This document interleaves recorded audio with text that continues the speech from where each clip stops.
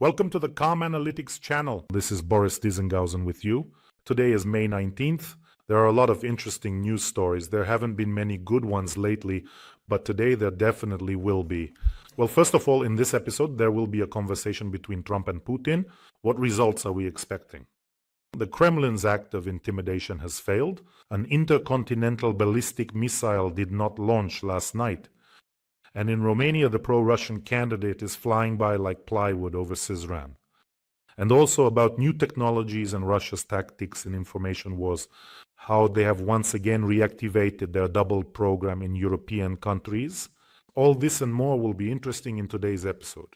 So, if this is your first time on this channel, be sure to subscribe so you don't miss future episodes. Let's get into it.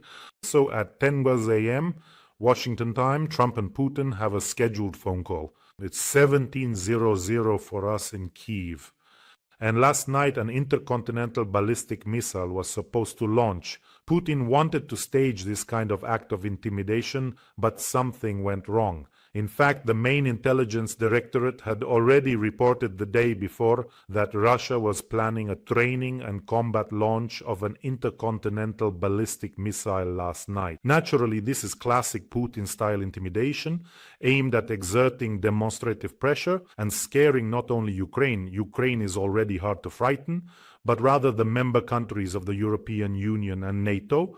This show was meant for them, but something went wrong. They were supposed to launch an RS-24 intercontinental ballistic missile from the Yars complex. And of course it was equipped with a training warhead, not a live one, but still, the act was, we'll show you now, a range of 10,000 kilometers. That is, just to remind you, that's about the distance to Washington. From this test site to Washington is 8,500 kilometers. And there are a lot of interesting details and theories about why this missile ultimately didn't go anywhere. So, the launch site is an area near the settlement called Svobodny. That's its name. It's funny that something in Russia can be called free in Putin's Russia, but anyway, that's 35 kilometers from Nizhny Tagil. This Svobodny, strangely enough, is an urban-type settlement, but it's actually a closed town. It used to be called Tagil 39. In 1960, this rocket engineers town, Svobodny, was founded. And let me just remind you that previously Russia had already failed twice in launching this RS-24 missile. They veered off course. In addition, just recently, last autumn, a heavy Sarmat exploded in a launch silo at the Plesetsk Cosmodrome. So speaking of the Sarmat, that was the fourth unsuccessful attempt to test this missile. And the first and last successful test of the Sarmat took place on April 20th, 2022. Something just isn't working out. But let's get back to this Yars. The launch apparently did not take place. There were no videos in the Russian information space or on social media. And we know, in the digital age, if such a heavy missile had been launched, its launch mass is 46 tons, it's 22 meters long, and almost 2 meters in diameter, there definitely would have been footage.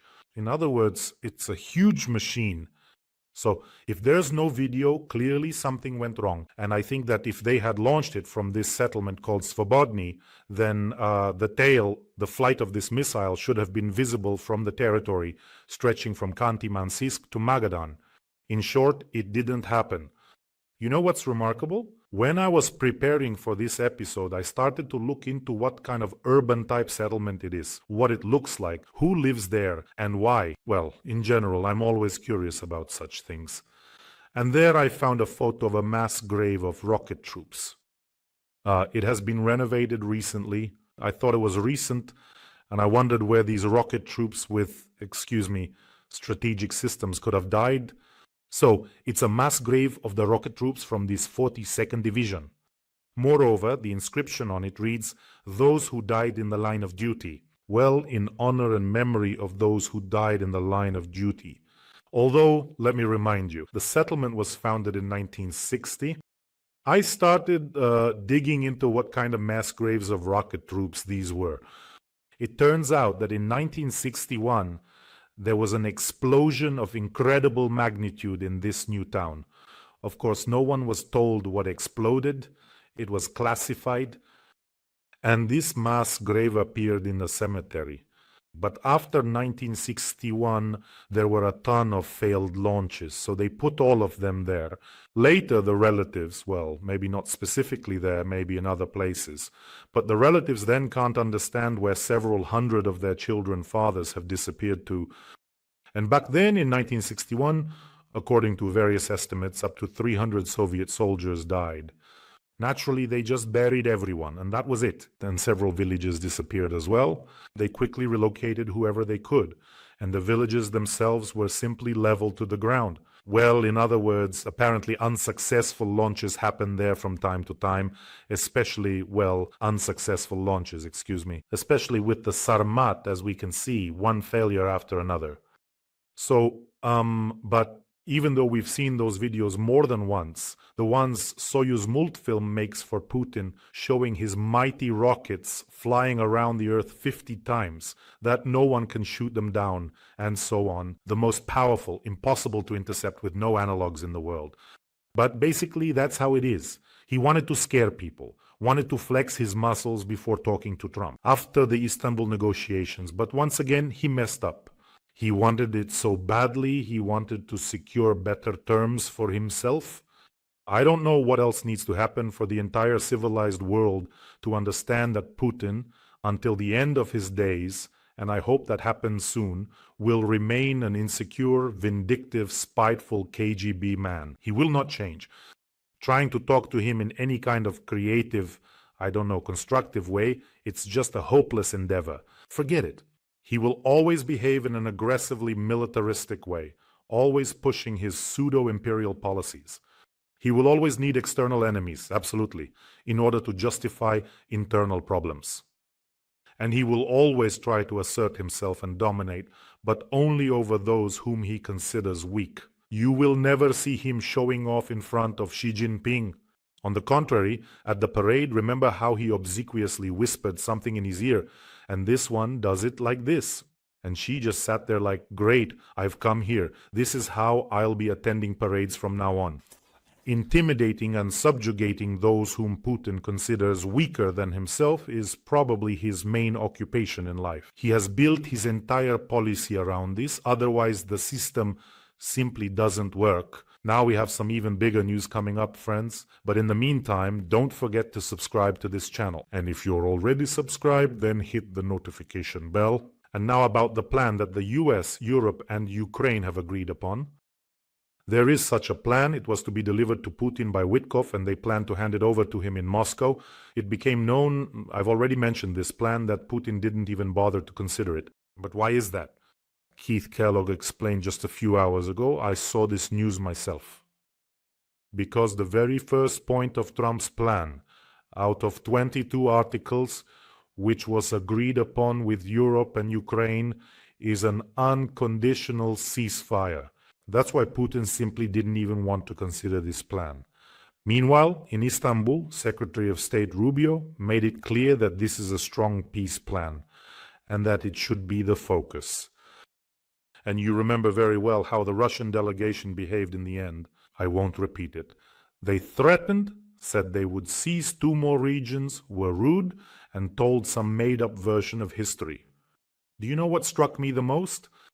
The Russians were demanding that we completely withdraw our troops from Kherson, Zaporizhia, Luhansk, Donetsk, and hand over Crimea to them. In fact, all these regions in their entirety, as well as Crimea, to be recognized as Russian at the international level. In other words, they literally said the following: immediately withdraw your troops from the 4 regions we failed to capture, or else we will seize 2 more regions. But you can't even capture those. Where to? What are you going to capture there? Medinsky is going to capture something, is he? I'd say more, but we have kids watching here sometimes. And now, friends, there's some news that should just make Medvedev explode into a bunch of little alcoholics, and he won't be able to pull himself together for a long time. An opponent of aid to Ukraine and a supporter of Donald Trump has lost the presidential election in Romania. I think you've already heard this news. The leader of the Romanian opposition party, Alliance for the Union of Romanians, George Simion, was defeated in the second round of the presidential elections in Romania. Although nothing was clear the day before, even the exit polls didn't make things entirely obvious. He had a strong chance of winning, and his opponent, the mayor of Bucharest, Nicu Șordan, congratulations to him on his victory. He received 53% of the vote. He got 6.1 million votes, while Simion received 5.3 million votes. But friends, the fact that the pro-Ukrainian candidate Nicu Șordan won, that's a good thing. But a difference of 1 million votes can very easily shrink. After all, someone did cast 5.3 million votes for Simion. And in this particular case, unfortunately, the Kremlin strategists actually did a simply remarkably good job. Yes, in the end, they ultimately lost, but that's still a very surprisingly large number of votes for Simion. So he has a classic agenda. I think Kremlin strategists stamp out a similar agenda for all their protégés. What was he fighting for? For justice, for truth, for the natural family, for Christian faith and freedom. In other words, Christian faith, justice, traditional values. You can really feel the hand of those Kremlin strategists.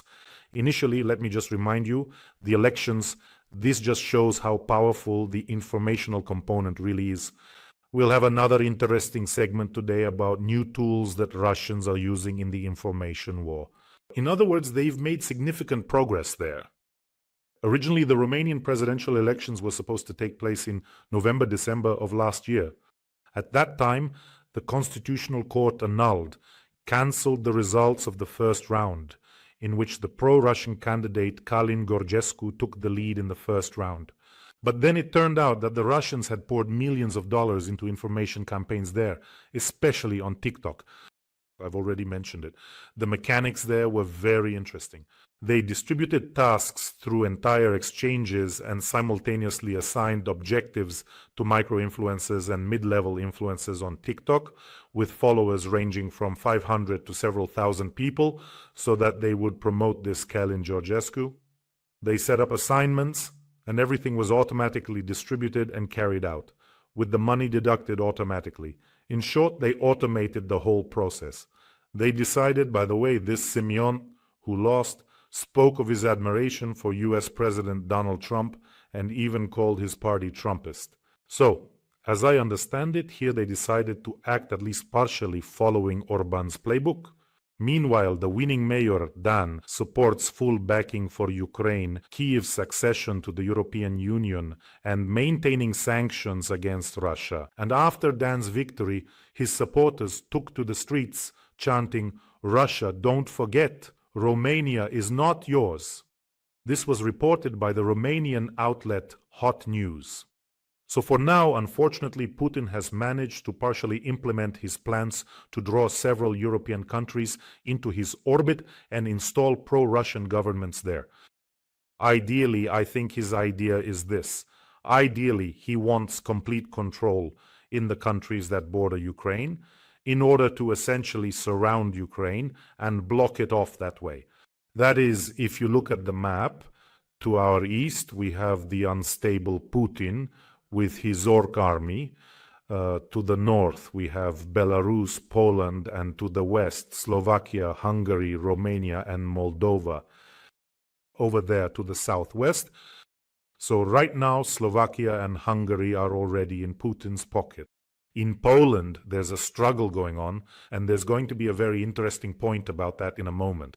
And as for Romania and Moldova, he's losing there for now. Well, I won't even mention Belarus. Everything is clear there. You see? So all around, it's like this. And then, well, there will be a different approach. Friends, let me remind you that the war hasn't gone anywhere. There's not even a hint of a truce yet. So, by the way, these talks about a ceasefire have actually had a very negative effect, including the fact that some people have become overly optimistic. People have stopped supporting our armed forces. That's why, let me remind you, we have an important fundraiser for the Unmanned Aerial Systems Unit. This is the 252nd Separate Battalion. They are truly tough guys. Unfortunately, they've been left without wheels. I've already mentioned this. We're raising funds for a pickup truck and an electronic warfare system so that no Russian junk like an FPV drone can hit that pickup. This is so the guys can go out, be protected, complete their mission, and all come back. It's a very important fundraiser. So I'm asking you to support this fundraiser. They've been stationed in that direction since the very beginning of the Kursk operation. The link to the fundraiser is in the description of this video. There you'll also find the bank card number and PayPal for those who want to help from abroad. We see everyone. Thank you all so much. And if you're not watching on my channel, here's a QR code. It leads directly to the fundraiser's bank page. I'm really asking you to support us. You always have my deepest gratitude. Now, let's move on to the issue of hybrid warfare on the territory of European countries and these new Russian information campaigns. The Kremlin has ramped up its special operation Doppelganger in the midst of the elections in Poland. In fact, they started this operation quite some time ago. It translates as double or lookalike. But it's that kind of, a double. And on the eve of the presidential elections in Poland, Russia has specifically intensified this phase of the information war. So what is this operation? What is this double? In short, it's one of the largest and longest running information campaigns. This is practically in all countries of the European Union and in the United States. As part of this operation, Kremlin intelligence agencies, together with certain technical specialists, create websites and social media pages. Well, websites separately, of course, and pages separately, that, in terms of their appearance, are indistinguishable from real Western media outlets. That is, for example, a copy of the CNN or BBC website is set up, or of some international news agency, an absolutely exact copy. In the domain, in the website address, there might be a single letter changed, but very few people pay attention to that. Reads there to see if everything is okay or not, or, I don't know, maybe instead of .com they use .org or something else like that. So they create this complete copy, except for one single page where they post a fake news story. Then they spread this news through social media accounts. So you see, it looks like CNN published it. See, that's how it is. Or they run it as an ad and also start pushing it through social networks. In general, to influence Polish voters since March of this year, they have launched a huge number of bots on the social network X, that's the former Twitter, actually involving bot farms that imitate real voters. The main messages are almost the same everywhere. Criticism of Poland's support for Ukraine, calls for Poland to leave the European Union, and discrediting Donald Tusk's government. At the same time, they are generally creating a negative image of Ukraine, blaming it for almost all the problems in Polish politics. That's how they operate. And let me remind you, Russia spends enormous amounts of money on these information campaigns in Europe, on its agents, on bribing politicians and opinion leaders. All these orthodox oligarchs I mentioned yesterday, who have extended their tentacles into Europe, handing out money to European politicians, Medvedchuk with his Voice of Europe platform. What does Medvedchuk have to do with the Voice of Europe? They also use this platform to try to buy up European politicians in droves. There are investigations going on in various countries about this now. And now, with the development of artificial intelligence, information campaigns can be created on an industrial scale. As long as there's money, and if there's one thing Putin has never spared money on, it's this. For Russians, according to him and Medvedev, there's no money, but hang in there, yet for this, there's always plenty. You can judge just how successful these campaigns are by looking at the elections in Moldova and Romania. I already told you a bit earlier about this Tsarjevsky. In the first round, he was completely unknown, and suddenly he wins, or rather gets the most votes in the first round. Overall, if Putin hadn't started the war, I think his information campaigns in Europe would have been much more successful, because the image of the Russian Federation would have been different. So, if he hadn't started the war, he would have already installed his pro-Russian governments long ago. But now, since there's no way out and he has to act more aggressively. That is, the messages are becoming tougher, sometimes even reaching the point of sabotage. In general, disrupting aid to Ukraine is seen as a sacred mission. Just look at what Russia is willing to do. And by the way, in the near future, the focus will be on all these pro-Russian governments, which will somehow unite around Ukraine. So if you are citizens of European countries and you don't want the Russian world in your own country, and what is the Russian world? It means that sooner or later, these Russian military aggressors, these occupiers, will come to save that very Russian world, the one you won't be able to drive out of your own country. So, to keep them from marching in with their Russian boots, kick out Russian houses, Russia Today, and the like, without hesitation. For participating in pro-Russian rallies, all those people wrapped in ribbons with the letter Z, immediate deportation back to their homeland. Let them save themselves there, with troops, with whatever they want, but just don't stick your nose into other people's business. And now they've let Medvedev out of the children's room at the police station, and he's back to his old tricks again. That is, Kremlin officials, let me remind you, Medvedev is actually the deputy chairman of the Security Council, and here's what he came out with. The details here are important. All enemies of Russia who issue ultimatums during negotiations, I'm quoting Medvedev here, must remember, and this is after Istanbul, that peace talks do not always lead to a cessation of hostilities, and that failed negotiations can lead to a more terrifying stage of war with new weapons and new participants. In other words, Putin's combative Pekingese is openly hinting at a more terrifying stage of the war. Clearly, this means the use of weapons, say another category of weapons of mass destruction, for example, and new participants. He says that new participants are possible, so there are different possibilities here, but he is definitely threatening a number of European countries. In other words, they are making it clear that nothing but capitulation, in this case, handing over the 4 regions and Crimea, and then they'll come up with new demands, is acceptable to them. And notice that Russia is now pushing the level of bluffing to the extreme, but it is not withdrawing from the negotiation process. In fact, quite the opposite. So if everything were really as Medvedev, Medinsky, and whoever else say it is, Zakharova, Lavrov, that Russia can fight forever, then no one would be going to or participating in any negotiations at all. They are genuinely frightened by the real sanctions that could be imposed against them, especially given the current situation in the Russian economy. Just a couple of days ago, Rosstat published data. GDP growth has slowed down threefold compared to last year. Threefold. So when it comes to real sanctions, they are scared, they are afraid. Imagine if what Senator Lindsey Graham proposed, 500% tariffs on Russian goods, were actually implemented. That would simply finish them off. In just a month, you could watch as Putin, with his knees already worn through, crawls over and begs, please, please.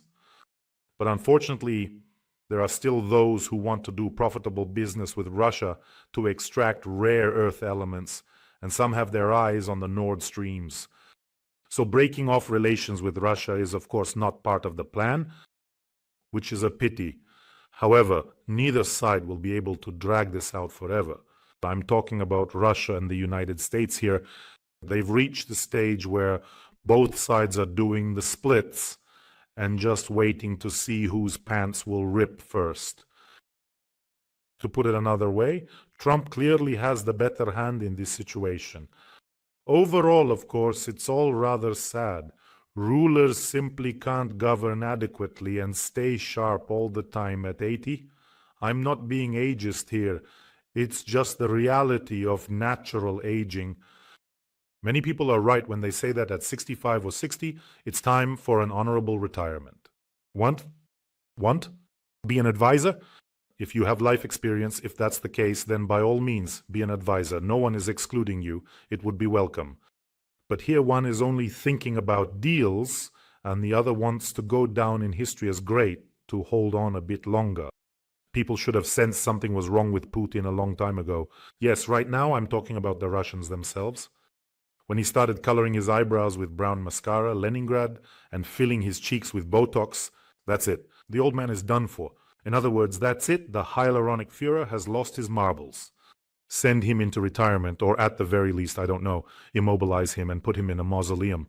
Let the pioneers come and look at old man Kabaev, and now there will be news about the Estonian tanker that Russia has detained.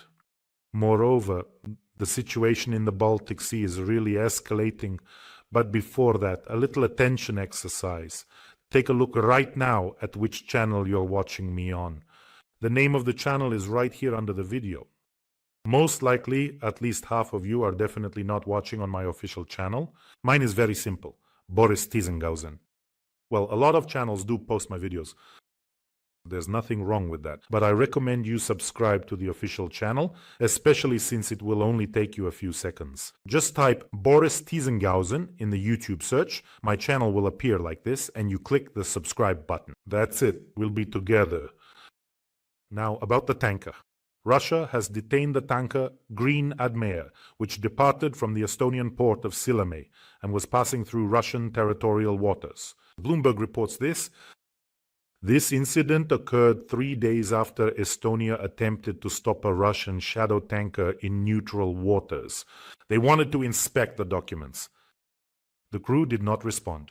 They started to flee, and Russia sent its Su-35 to guard this shadow tanker, which, by the way, violated NATO airspace for a moment, and then escorted the tanker further to the port. So Russia decided, oh, so you're going to fight our shadow fleet, you're going to interfere with us circumventing sanctions. Well then, we'll start detaining your tankers. Moreover, this vessel that was leaving was passing through Russian waters because there is an agreement between Estonia, Finland, and Russia that ships travel through these waters. Because in Estonian waters there are shallows, and navigation is much more difficult there. And the Russians are saying, well, if you want to inspect something, if you want to interfere with us circumventing sanctions, then we'll just blatantly detain your tankers. But I probably wouldn't have even mentioned this news in this episode. The thing is, the fight against the Russian shadow fleet is being conducted in a rather strange way. Literally, as he was leaving office, Joseph Biden suddenly imposed sanctions against 100 Russian tankers. And now, just a few days ago, and in the 17th package, new tankers will be added to this sanctions list.